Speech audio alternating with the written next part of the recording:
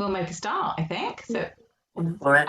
very warm welcome, everybody, to this Horse Tribe webinar. It's very definitely autumn because it's the first time we've had lights on at the start of a webinar rather than towards the end of a webinar. So welcome. We are absolutely delighted to have Russell MacKechnie-Guire with us tonight. He is a huge brain, he's got huge amounts of research, and he's a really lovely person, as you will find out as he canters through his knowledge and shares it with the horse tribe. And before we hand over to Russell, we would like to just do a little bit of a tech check with you, and I'll hand over to Heidi for that. Okay. Most people have probably seen this before, but just if you're not familiar with Zoom, for anyone who hasn't used it before, that's crazy, isn't it? Who wouldn't have used it before? But anyway, today we're just to let you know, when you want to ask a question, if you could just use the Q&A function rather than the chat function. If you'd rather ask a question, then feel free to raise your hand. And if you want to change the size between the person speaking and the slide, you can just move the grey bar left and right.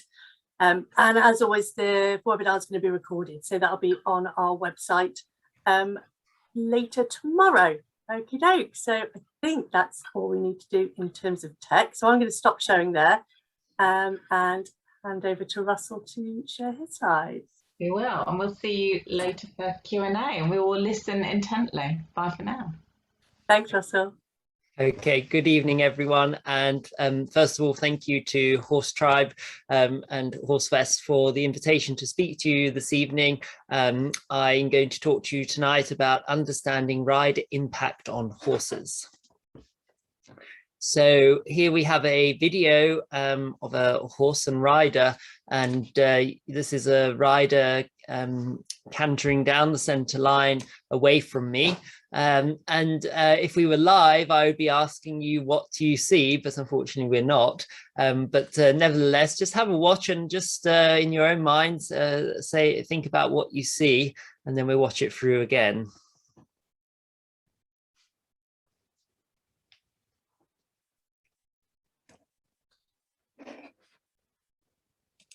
So what generally people would observe is the obvious rider asymmetry, and this would be defined as the rider leaning to the right and the hips going out to the left, and that could be defined as a collapsing of the hip, a collapsing of the left hip, or indeed the right hip. Sometimes you get these comments back. The saddle would also be referenced as going left, and evidently the left leg appears longer than the right leg. So these are all movement asymmetries that are that we see on a daily basis. I do clinics all around the country, the world outside of COVID times, and I'm often seeing these movement asymmetries. And those that are on this webinar this evening or watching on demand will appreciate or recognize these asymmetries either in themselves or in their colleagues, their friends when they're in the arena riding. But the question for me really, and that's the purpose of tonight, is what effect does rider asymmetry or the rider have on equine locomotion? And what I want to explore this evening is, first of all, understanding a little bit more about rider asymmetry. So we're going to talk about riders, and then we're going to touch on the effect that the horse has on the rider. And I'm really passionate about this in the sense that riders can often appear crooked or asymmetric, and of course they are, like this rider here is, but what we don't know is what's the contributing factor. And I think it is very easy for one to say it's the rider, but what we're seeing in the literature, and you may have already read, we've published multiple papers, studies in journals, is that the horse is a significant factor. And we're going to then take a side turn and discuss some of the forces that occur during locomotion. So before I do this, I just want to touch on a study that we did, data that we collated in the last year in the pandemic. And we're going to have lots of graphs tonight, but I'll try and discuss them, and you're all going to become let me just get a laser. You're all going to become graph experts. So on here, we've got the number of responses, and then on here, we've got the location on the horizontal axis, the location of the injury. And this is injuries in equestrian riders. And what you can see is that, yes, there are some injuries, quite a few, but predominantly in this study, and this was a large size study, you can see that we've got predominantly here more back injuries. And I would be curious to ask those that are on this evening or watching on demand, where, if one, they had injuries, or two, where those injuries were. And then this is another interesting point here is, do you ride with pain?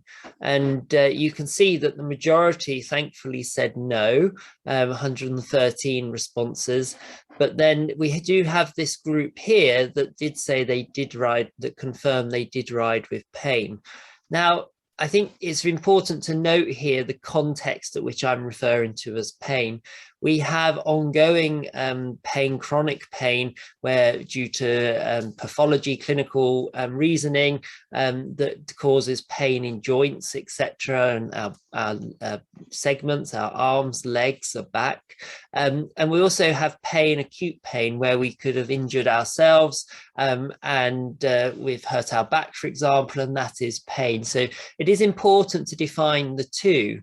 In the context here, when we look at the chronic pain, so this is pain over time, we ask the respondents what pain level they have when riding, and number of respondents is again on the vertical axis, and on the horizontal axis we scaled it 1 to 6, and you can see that the majority of the responses were having a pain level of around 2 out of 6 or 3 out of 6. And the reason I just want to touch on this is the first kind of red flag to take away from this evening's module, this evening's talk, is that horses will develop a locomotor strategy to compensate for a rider, or I should say compensate for any discomfort caused.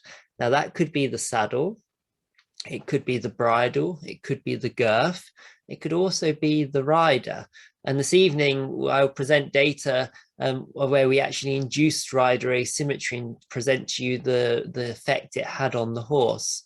But what I want you to just note here is that when the horse is injured, lame, or injured, then we're very good at resting the horse and seeking professional advice. When we are injured, we are not so good at taking that advice, and we actually carry on.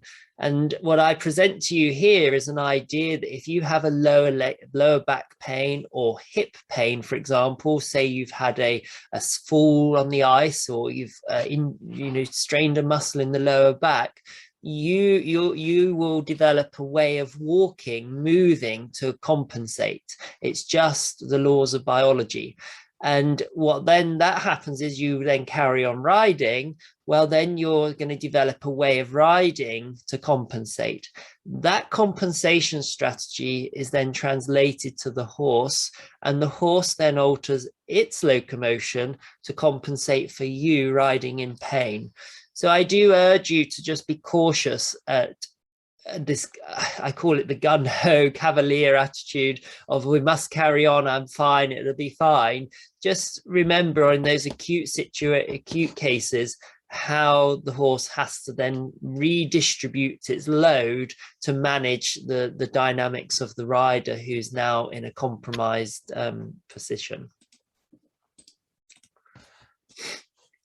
So this is an interesting part of this study. Here we've got riders' perception of asymmetry. And again, you're becoming graph experts now. We've got number of responses.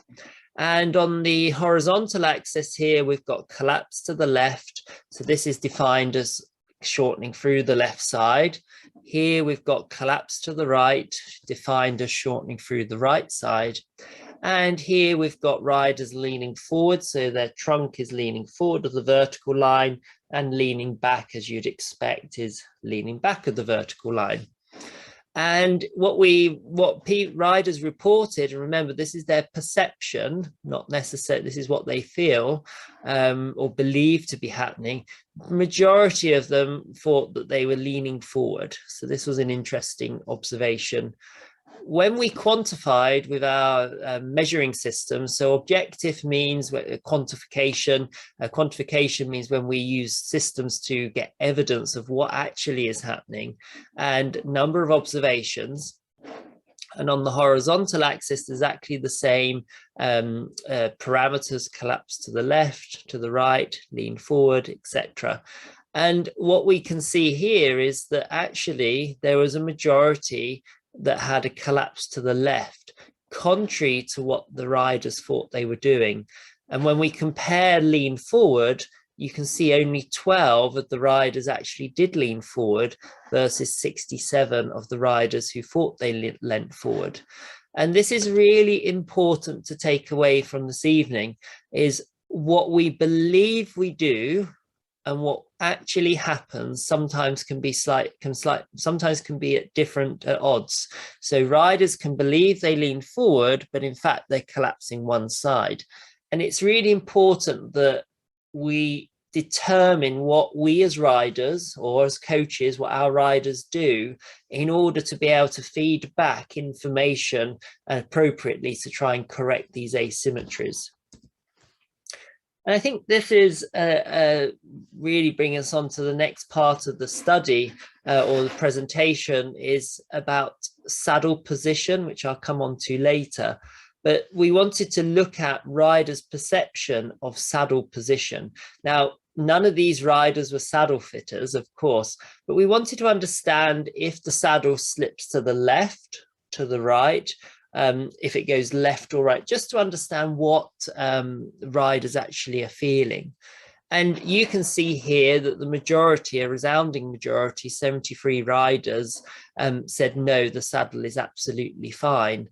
And then when we look over here on the right side of the data, you see we've got objective saddle slip, number of responses. You can see that actually 41 riders had saddle slip left, 54 riders had saddle slip right, and 53 had no slip at all. So when we compare 53 to 73, you can see that this was significantly underestimated or overestimated, that there wasn't any saddle asymmetry, and likewise for the slip to the left or to the right. So in summary, what we can learn from this set of data is that riders have a poor recognition of lateral displacement of the saddle. So riders have a limited ability to determine if the saddle slips left or right. And this is really important, that we improve this saddle slip recognition, which we will do later on in this webinar. And the reason it's important is because this can be an early indicator of movement asymmetry in the horse. So I take us back to that video that we had at the very beginning of that rider on the right rein, cantering away, collapsing through that side. It would be very easy to critique the rider and say that the rider is crooked, but hopefully you noticed that the saddle was also off to the left. So if I was to ask you to imagine cutting your chair legs on the left side 3 or 4 inches shorter, how would you sit? You would have to compensate. And that's exactly what we do on the horses. The saddle is your platform that connects the rider, you, with the horse. If the platform is slightly off to one side, then the rider has to alter their biomechanics to accordingly. But the key bit here is which one comes first. And that's what we're going to try and unpick this evening. So here I just present to you some data from colleagues in Michigan and in the United Kingdom. And here they used a off-horse approach to look at rider asymmetry. And these are motion captures. And here is the saddle that the riders sat in off-horse. And these are markers on the rider. And here you see a 3D reconstruction from the data outcome of the analysis. And in this study, they had 132 females and 2 male dressage riders, and 127 of which were right-handed and 5 were left-handed. And due to the significant difference in right-handed riders and left-handed riders, only the right-handed riders' data was retained. And I'm sure those that are on this webinar this evening or on demand, the majority of the population are right-handed, with a small percentage being left-handed. So I'm conscious that it's late in the evening, so I'm not going to get too technical with the graphs, but what I just want to really highlight here is this is looking, I've put some red dots on this nice skeleton, Mr. Bones down here. And what we're looking at is the acronym process height. So these red dots, and in essence, does one drop down to the left or does one drop down to the right? And here you can see we've got level of riding, intro, prelim, novice, elementary. And what you can see is that riders appear to become more asymmetric the further up the levels they go. And I think that's interesting. And I want you to keep that parked for a moment. The higher the level, the more asymmetric the rider is. Of course, this study hasn't gone beyond medium or beyond elementary, but nevertheless, at the early levels, you can see that as riders progress towards elementary, they become more asymmetric. And on the right here, I show you data of the sitting iliac crest height. And if you were to put your hands on top of your pelvis and just have a palpate around the top of the pelvis, what you're palpating there is the iliac crest. And there's a nice image here where I've highlighted that iliac crest. So sometimes you can feel the top of your pelvis. And what they looked at here was the number of years riding. And you can see we've got 0 to 19, 20 to 39 and 40 plus years. And you can see that the longer you rode, the more asymmetric your pelvis became. So if you imagine sitting on your chairs, as I say, and you put your fingers on your top of your pelvis and just lift the right side up, that's now become an asymmetric pelvis. So what can we take from this data set? Well, the longer you ride, the more asymmetric you can become. And the higher up the levels you go, the more asymmetric you can become. And the same group of researchers took this another step and had a look at what we would term, or what is termed lateral bending. So this is a spine. And if you think back to that horse that I showed you, she was collapsing her right side, or I like to define it actually as shortening the right side. So these muscles here are shortening, these muscles here are lengthening. And what this group of researchers found, so is similar to what I presented a moment ago, prelim, intro and prelim, novice, elementary. As competition level went up, rider asymmetry in terms of lateral bending increased. And then we've got lateral bending for the number of years riding. Again, the longer you rode, the more you had lateral bending. And it was generally lateral bending to the right, which is interesting. And this is a large, over 100 riders. Like I say, we need to go a bit beyond now and look at from medium to Grand Prix in dressage riders. But nevertheless, this is an interesting study that suggests that the longer you ride and the higher the level you ride to, you can become more asymmetric in terms of your pelvic position and also your upper body position. And the two do go hand in hand, don't they? If your pelvis is asymmetric, that's the first building block, your upper body will follow suit. Now, we did a study which we published a few years ago where we asked 30 riders, female riders, all of which were right-handed, to sit on a pressure mat. And what we did here was we recorded, here's the pressure mat here, we recorded 5 seconds worth of data and then repeated that 3 times. So we've got 15 seconds worth of data. Now, the key bit here is we asked the riders to declare when they were straight. So they're sitting on the pressure mat. When you feel straight, say yes, and we will start the recording. And we repeated that 3 times. And they were all of a moderate to experienced level. So what you can see here is that despite the riders saying they were straight, they actually had more weight down on the left seat bone than the right. And the key bit here is this was really a perception test that we were asking them to declare when they were straight. They declared it, we recorded, but actually they had more pressure on the left seat bone. So then I asked the question, if riders are getting on the horse with more pressure, a mismatch between perception and reality, and they're getting on the horse with more pressure on the left seat bone, how does that translate to the horse? And remember, I said that horses will develop a locomotor strategy to compensate.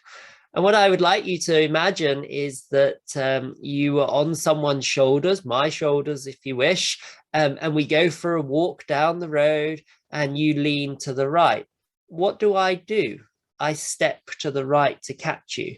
Or if you lean to the left, I step to the left to catch you. And the horse is the same, except it's a quadruped. It has 4 legs. But the one thing that is fascinating with the horse is that the horse doesn't have a collarbone. So the front legs, the forelimbs, are attached to the horse's body by muscular attachment. They don't have a bony connection like we do, connecting the forelimbs to the body. And that's really why the horse is an amazing athlete at what it does. And maybe another night I can talk to you about other aspects of equine locomotion to show you that. So in a study we also did a few years ago, which we published, we wanted to have a look at the vertical load of the rider's left and right leg. And what I present to you here is the load, and on the bottom horizontal axis, I present to you the riders 1 to 10. And the left leg is identified by the green box and the right leg is identified by the grey box. And what you can see is that 7 out of the 10 riders had an increased vertical load on the right leg versus the left leg. So again, I then present to you an idea that we've got these riders, we get on the horse, we've got a bit more weight on the left seat bone, but have we got equal stirrup pressures, or have we got more weight in the right stirrup? And just to confirm, these riders were not on the horse. These were measured off the horse, so in an off-horse experiment. I've already talked a bit about riders' hand and leg preference, and we've already discussed that the majority tend to be right-handed. And what we did from 155 riders, as we expect, a high percentage were indeed right-handed, and indeed they were right-legged. But I think this is another interesting thing, and I head up a big task force on laterality. And what laterality means is our preference. I'm right-handed, but what we're starting to explore, should we say, through the human literature, is that although I'm right-handed, when I go to write, I hold the paper with my left hand. So is the left hand the more dominant hand and the right hand is the more ambidextrous hand? When I go to kick a ball, I am indeed kicking the ball with my right leg, but which leg am I stabilizing myself on? The left leg. So we're starting to explore these concepts a little bit more and applying them to horses. And what I can say is that horses certainly are left side or right side, which we'll touch on in a short moment. And we always get this, that right-handed riders will have more tension in the right rein, or left-handed riders will have more tension in the left rein. This has actually been investigated experimentally by colleagues in the Michigan lab, and they looked at 19 right-handed riders and 3 left-handed riders riding a horse simulator. And they looked at various parameters in rein tension, maximum, minimum, mean. And what they found was that the recorded asymmetries had increase in rein tension in the right rein compared to the left. So what does that mean? So from this study, regardless of which hand your preference was, you had more tension in the right hand, more rein tension in the right hand. And I would really urge you to explore that a little bit more when you're riding, as to actually how much rein tension you do have. And quite an obvious sign of increased rein tension is actually the bit being displaced through the horse's mouth. And so when we think about the rider impact on the horse, how does that translate to the horse? Well, let's say I'm on the right rein, and I do indeed have more tension on my right hand. So that's the inside rein. The danger there is that I then overbend the horse to the inside, and then the horse will fall through the left shoulder and the quarters will track to the right. So it is really important, I believe, that we look at riders off horse, so away from the horse. And I'm a big fan of riders becoming more posturally aware, more dynamically stable off the horse, so we can present to the horse a rider that is in balance. And that's really important. That's something to reduce the impact on the horses. We need to ride in balance with the horse. Now, I've talked a lot about riders off the horse, and we're just now coming on the horse. But I did just want to mention here, I touched on it a moment ago, about horses' own asymmetry. It's been shown experimentally by the colleagues in Uppsala, Sweden, that when the left front leg is forward, so is loaded in walk, the withers drop down more than when the right leg is forward. And in those horses that drop their withers more, they actually tracked their quarters to the right. So they became crooked as a result, or they were associated with crookedness. So, and that's just walking on a treadmill. We also know that horses have an auditory response, or auditory preference, I should say. They listen with their right ear when they recognize the whinny of a horse. But if they're played a whinny of a stranger, they listen with their left ear. We also know from several studies that have looked at a visual response, and when approached from the left side with an object, horses had increased eye stimulus, and when approached from the right side, they had less stimulus, less reactivity. So there's 3 studies there that straight away highlight horse asymmetry.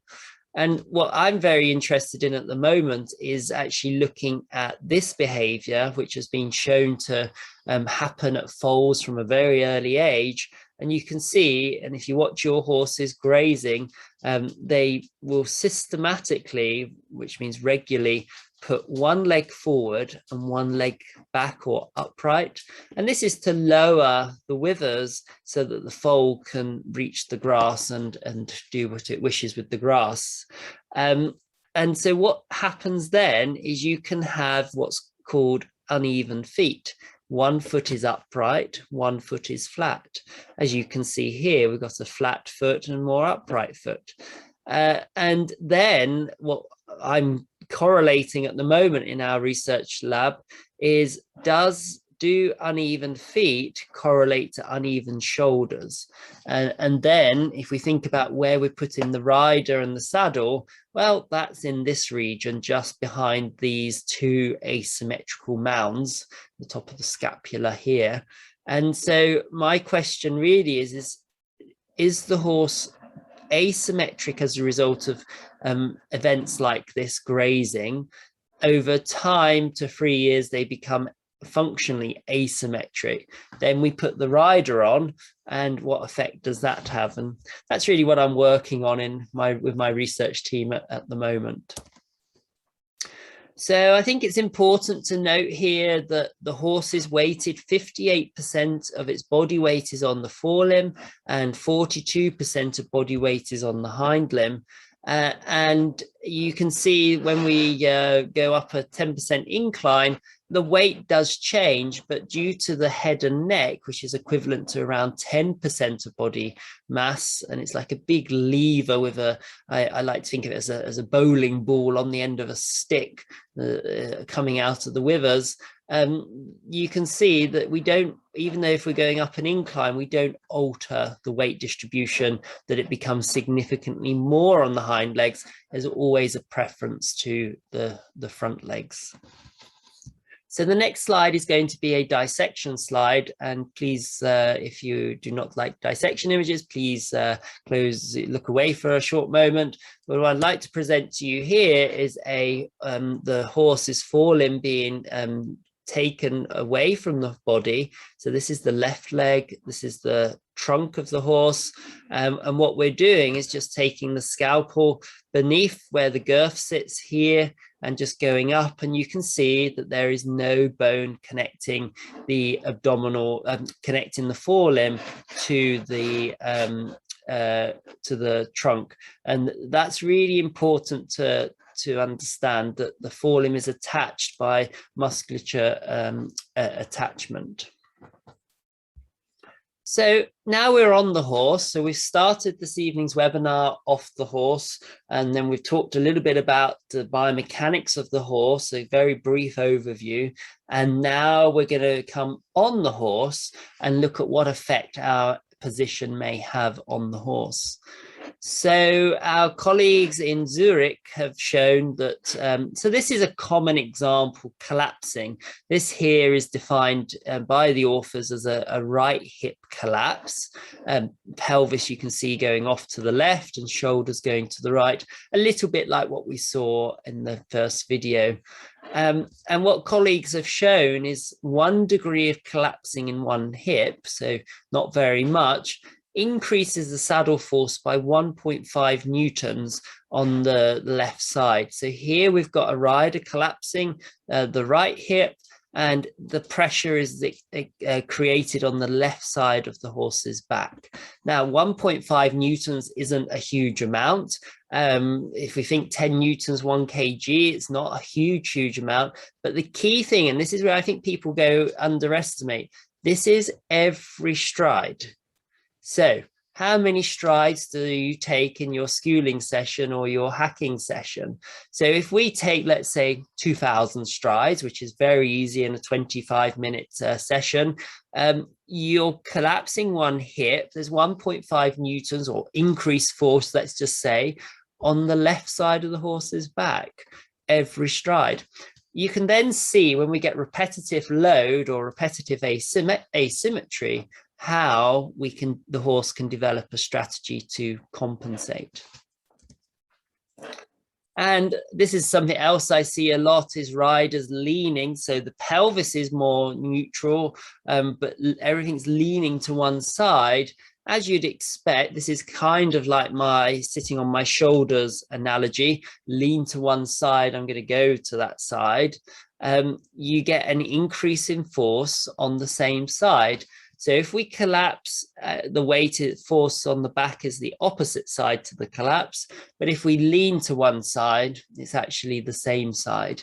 And I think this is really important to reference, because I quite often see riders leaning or collapsing. I would say on my weekly cases, I would see probably 95% of riders that either have a collapse or a lean. And so if we think of those percentages, that's a high percentage of horses that are having asymmetric saddle pressures. I think that's just really important to note, and also supports my suggestion that I believe riders should become better posturally off horse than on horse, or as well as on horse, but primarily off horse. And what I mean by that is I'm a big fan of physio. I'm a really big fan of Pilates, anything that just makes the rider more body aware, at mobilizing and functionally more stable. I think that's really important. And I appreciate we haven't necessarily got competition riders here, and this does apply, I'm afraid, to our hacking riders, our pleasure riders, our trail riders, because, and if in some ways it applies, I'm not going to say even more, but equally the same, because I did a study, which I haven't published yet, of looking at hacking riders. I'm going to call them pleasure riders, but that's the term defines that they go out on the roads and the tracks. And I recorded that the majority were riding for up to 3.5 hours. So my point here is then, how many strides is that? If we've got a rider that's crooked, how does that affect the pressures? And the answer is significant. And one of the three of the key things in that study is that predominantly that was walk. So there was no offloading time on the horse's back. When we trot, we stand up and unload the horse's back. When we stay in walk, it's constant pressure. The camber of the road also seemed to be a factor. So having the horses that travelled on the left out on the roads had riders were more crooked, which I think could be due to the camber of the road, and also riders that rode in pairs. And the one who was on the left had a rotation to the right, and the one that was on the right had a rotation to the left.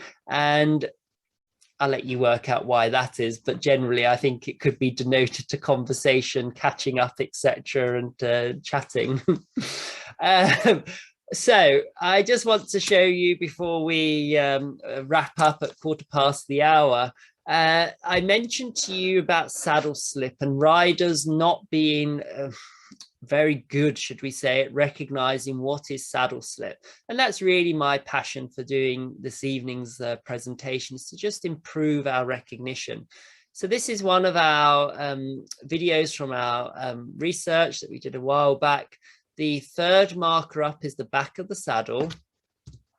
And so the back of the saddle there. And this rider is in left lead canter, as you see. The second marker up is the top of the horse's pelvis, tuber sacrale, and then top of the tail. And what we see here is that the saddle is off to the right. Hopefully you can see that. And if I go, yeah, so saddle is off to the right. And then here is 5 minutes later. Well, we'll come back to that. I'm going to show you what happens when it goes off. So here is, hopefully you can see, this is a nice still image, sorry. This is now right lead canter, saddle off to the left. What's happened to the rider's pelvis? Pelvis goes to the left, and we get that build, that shortening through this right side. Now, remember how I opened up this evening's webinar, this evening's module. Riders would historically be critiqued by coaches that, gosh, you're really crooked. Let's do something, shorten one stirrup or sit straighter. And my question to you is this the horse? Is this the saddle, or is this the rider? And sadly, we don't have enough time to go through it in detail, but from our work and our colleagues' work in Europe and in Newmarket, predominantly this is driven by the horse, and the riders follow the movement pattern of the saddle. So it's why it's so important that we get and improve our ability at recognizing these subtle asymmetries. So saddle off to the left, this is the saddle panel coming up against the midline of the spine. We can see here, this is a pressure map. So this is a mat that goes underneath the saddle, beneath the saddle. This is the left side of the saddle. This is the right side of the saddle. And here we've got a pressure scale, and the pinks and the reds are high pressures. You can see that the pressure is built up on the right side of the wither. But when we modify the saddle, which I'll come on to in a moment, you can see that the pressure is more evenly distributed. So we've just talked about this video on the left. So saddle slip to the right, pressure will be on the left, rider is crooked. 5 minutes later, same horse, same saddle, same rider, but with saddle correction, you can see that the saddle is much straighter. And this is really why it's so important that we recognize what's happening on a daily, weekly basis. And for the coaches amongst us, when I present these coaching conferences, the coaches are front of house. And it is so important that the coaches look for this, because if you've got a saddle slipping, that is a sign of movement asymmetry in the horse predominantly, could be the rider, predominantly the horse.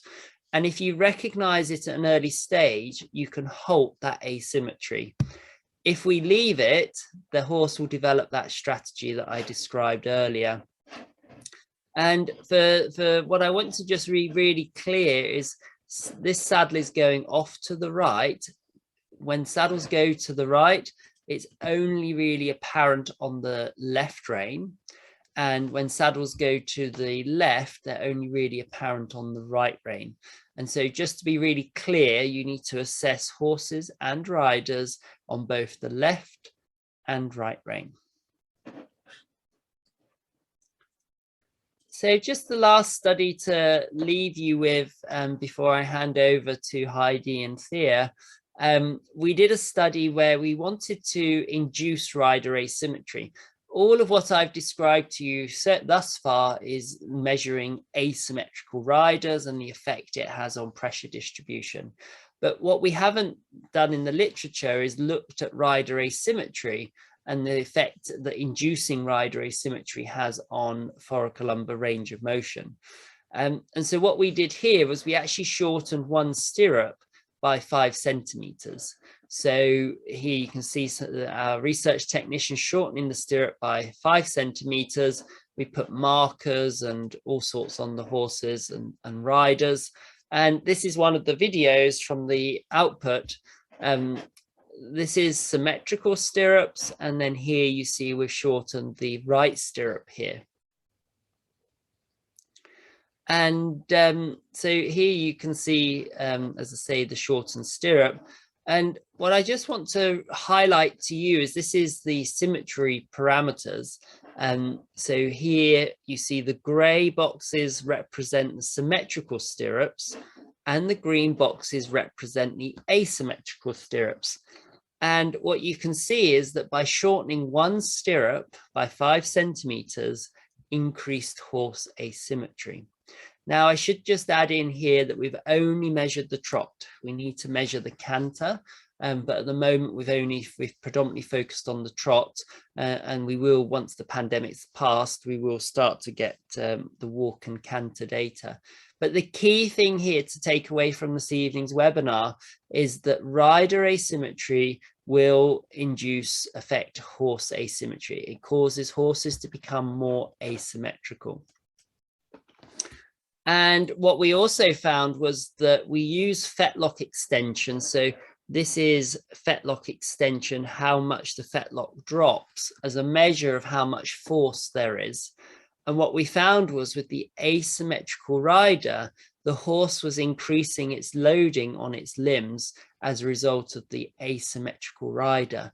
So not only does the asymmetrical rider affect asymmetry, but it's also causing limbs on one side to increase their loading. And as I've said now several times this evening, horses will develop a locomotor strategy to compensate.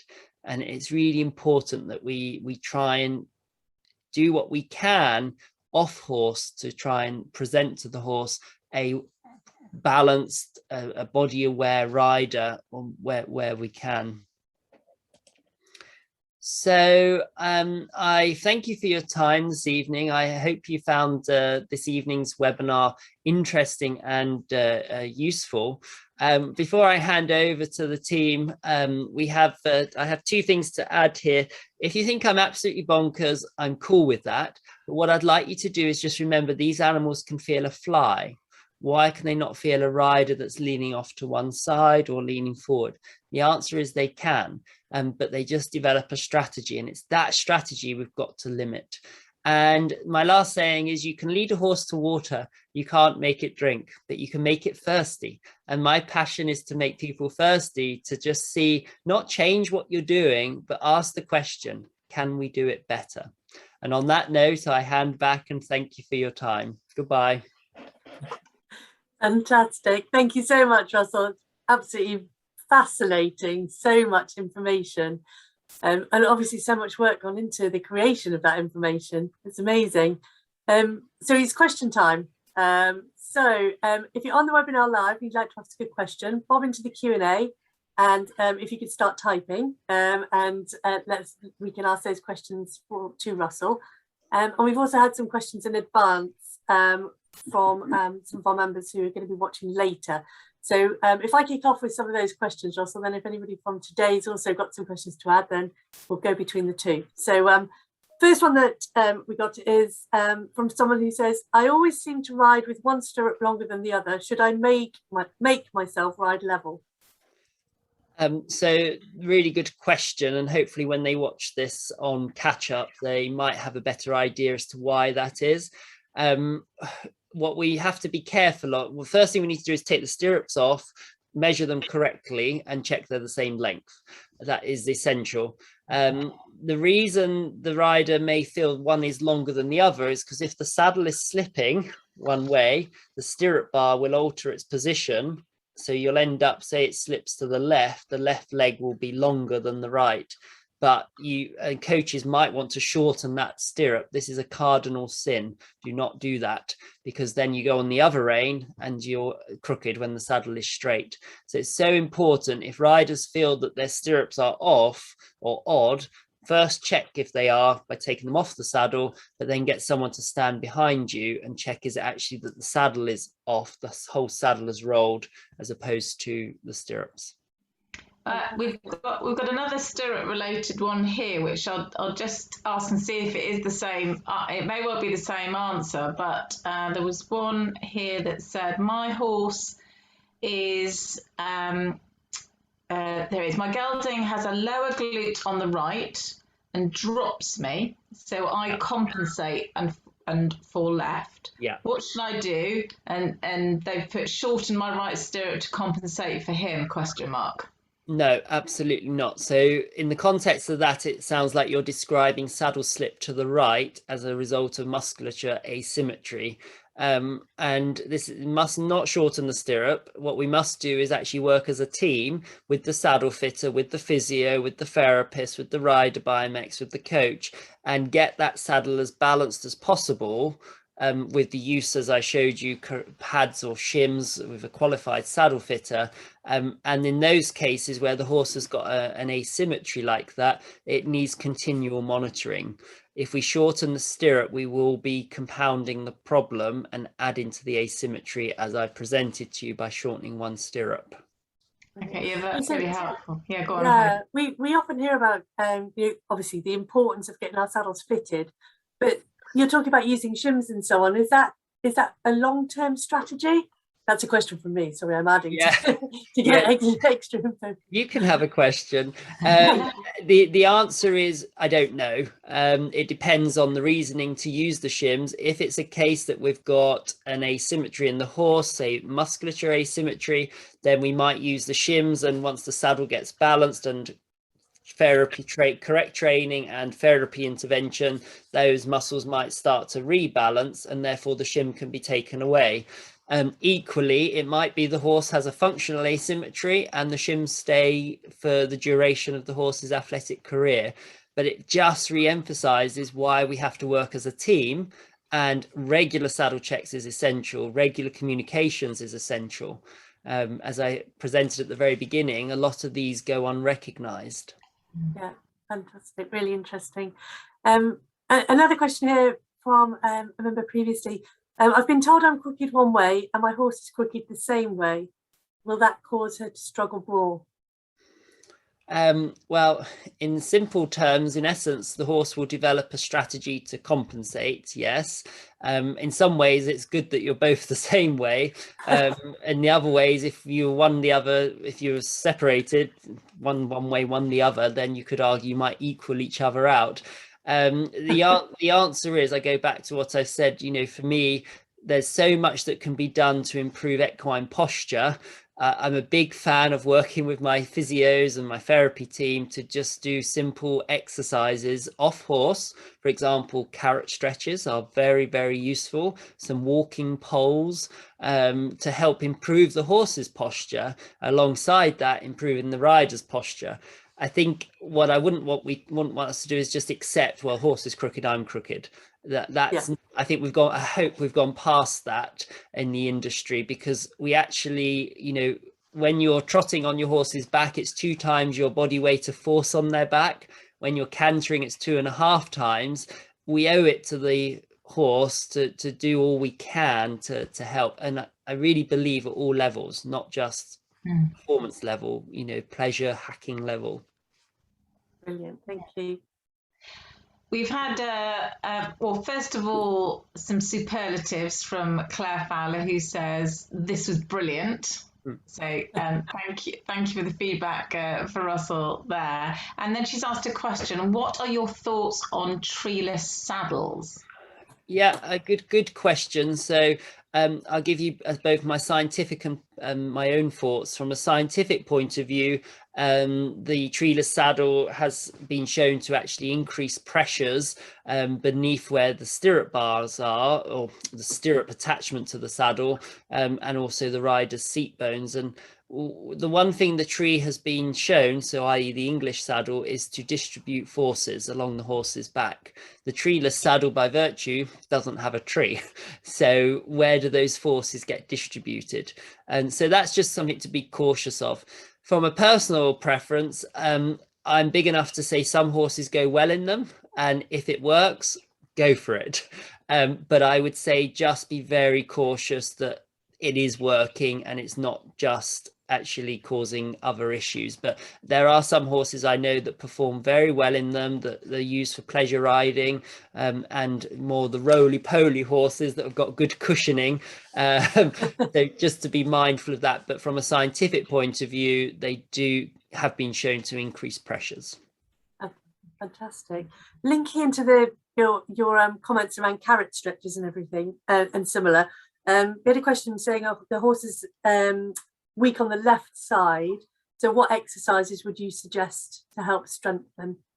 So I'm going to not suggest any exercises because that's not my area. But what I am going to suggest is that's a question directly for your physio, your therapist.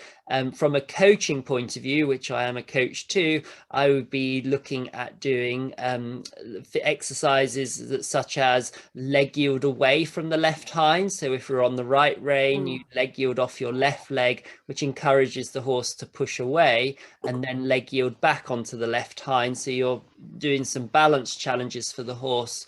And I would be inclined to stay in walk, because the horse has to propel itself, versus trot where it bounces from diagonal pairs.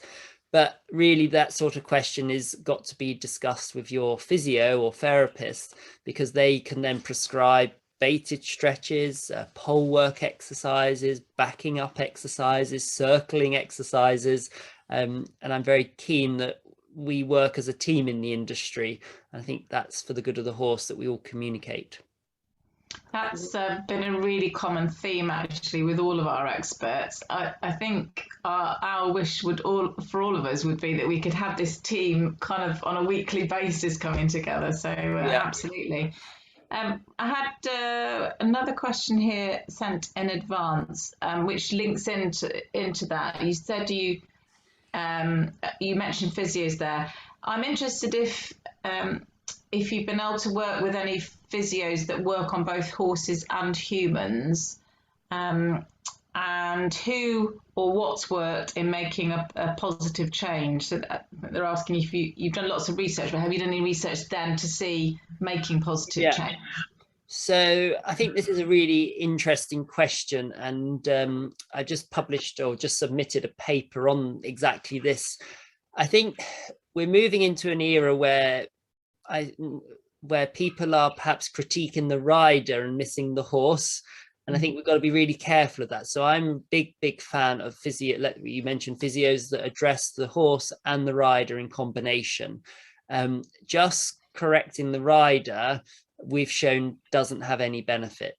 And I'm really keen that you need to work with someone, for me, that has a very detailed understanding of equine locomotion and rider interaction.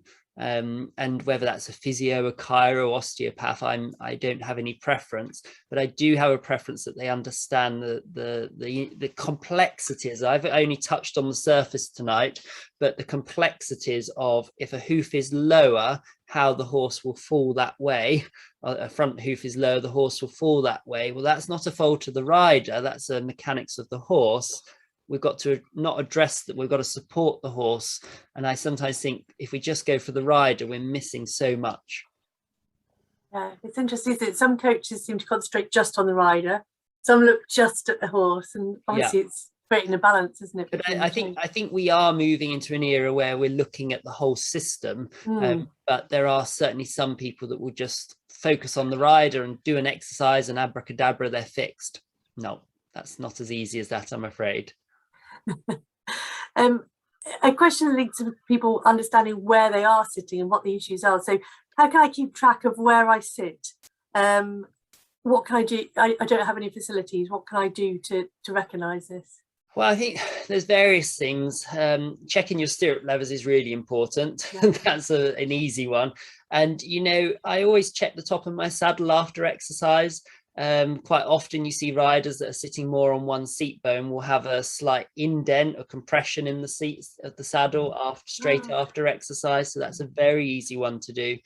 If you do have access to an arena, take your feet out the stirrup and ride down the centre line. Another easy one to do.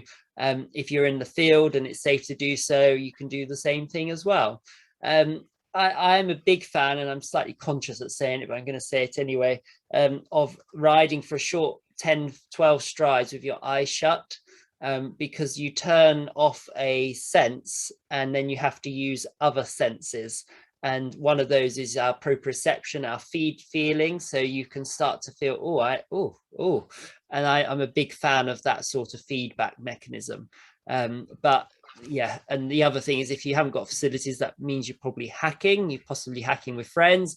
Get someone to look at you, get them to ride behind you and have a look and get some feedback. That's a great idea. It's funny when you said earlier about people going out hacking and chatting together and being one-sided. Thea and I are constantly going, she's always saying, oh, my neck's sore, I need to swap to the other side. There we go. Yeah, all right, so we need to stop. Actually, I'm going to chip in a question from me, actually. I'm going to play my Joker card now. You showed a slide on weight distribution, and you showed going uphill, and you said that there wasn't, I think there's only a 4% difference, right, wasn't there? Yeah. Between the weight distribution. Have you done anything on going downhill? And the reason I ask is because my horse finds it, I'm going through rehab and he's finding it much harder to balance going downhill. So obviously we don't need to go into the details of the rehab, but it depends the reasoning of the going downhill. For example, if we've got a horse that's had foot pain in the forelimbs, going downhill, the horse will alter its gait for obvious reasons. For the rider point of view, we naturally wouldn't want to lean forward because that seems odd, so we lean backwards, so we are helping balance the horse that way. But I think I'm a big fan of walking horses up and downhill. It changes their whole body mechanics and their whole posture. And I would say, you know, the reason he's struggling with it is because of a balanced posture, and hopefully over time that will get easier. But certainly make sure you're back to help rebalance him. Yeah. Okay. Thank you. And you talked about Pilates being a great exercise for people. Is that the best exercise that we could do to straighten ourselves up, or are there any other top tips? Yeah, so like I'm a big fan of Pilates only because that's I do Pilates, and I've found great benefits from my own riding career with Pilates. And I'm going to be bold. Pilates done well is really useful. Like anything, Pilates done poorly is not useful. So one just needs to be careful how they're doing it. But equally, if yoga, I haven't used yoga myself, but if yoga works for you, great. I'm a big fan of physiotherapy assessments too, great. Strength and conditioning, I'm a big fan of. I don't really mind what it is, as long as you're engaging, doing it correctly, and becoming more posturally aware. I think that's the key point, is find something that you enjoy and that helps make you posturally aware and stable. So you can choose your poison as you wish. We've got a comment from one of the people on today saying, I do the close eyes on foot. Yes, easy to lose balance, but great for proprioceptive. I can't say it. Proprioceptive. That's the word. So exactly the same as when you're on a horse. And Yeah. if you've been on any clinics of mine, it's something I do every time. You know, it just is another balance challenge, a coordination challenge for you on a horse. Fantastic. Yeah, I'm thinking I might have someone on a lunge line with me if I have a go at that. Yes, definitely do it only if safe. Don't want to get any mishaps. So no riders are harmed in the making no. Symmetry webinar. Fantastic. Thank you. Well, I'm at questions. We haven't got any more from the guys here. Was that everything we had in here? That's I think because some of them were the same, were very similar, so I think we've got to the end of those. But you know, if Claire and Sammy, if you've got any more questions, it doesn't matter how large or small you think your question is, do pop them on there, and Russell, I'm sure, will be very happy to answer them. So shall I where are we? Should we come to the end and talk about what's next? Yes, yeah. And if anyone does have a question, you know, type away now and we'll cover off whilst we put on the next slide. Yeah. Brilliant. So this is my job. I've discovered over a period of time that I'm absolutely, completely incapable of talking while sharing a screen at the same time. Multitasking for females is a myth. It is a complete myth. It just doesn't seem to work for me at all. So just to highlight what's coming up in the next few weeks, next Thursday, Mary King's coming along to basically answer any questions and to chat. So it's an evening in aid of charity for Great Ormond Street Hospital, and she'll be here just to talk to the horse tribe. So any questions in advance is great, but also questions on the night would be fantastic too. 14th of October, Liz Daniels is going to come and chat about clipping. So she's done a couple of webinars already, helping us with various different turnout issues. So next week, next one is clipping made easy. And then on the 21st of October, Sue Dyson's coming back. It's her 4th webinar. This one's going to link in actually with today's Russell. She's going to be talking as well about tack fit and rider position and the impact on the horse, but also going to be looking at horse behaviours when horses are being tacked up, and how important it is to notice those at the time. I suspect that she'll be quoting MacKechnie-Guire, Dyson et al. Papers, won't she, Russell? You've worked with her. Yeah, and Sue's great, and a lot of her saddle, you know, the saddle slip stuff, she was very iconic, you know, pioneering in. So yeah, that'd be a great webinar. Make sure you tune in. Fantastic. So thank you so much, Russell. It's been enlightening and fascinating, and just the amount of research is awesome. It's fabulous. So thank you so much for your time. Pleasure. Really enjoyed it. All right, I'll say good night, everyone, and take care and stay safe. Bye-bye. Brilliant. Thanks. Bye-bye. Bye.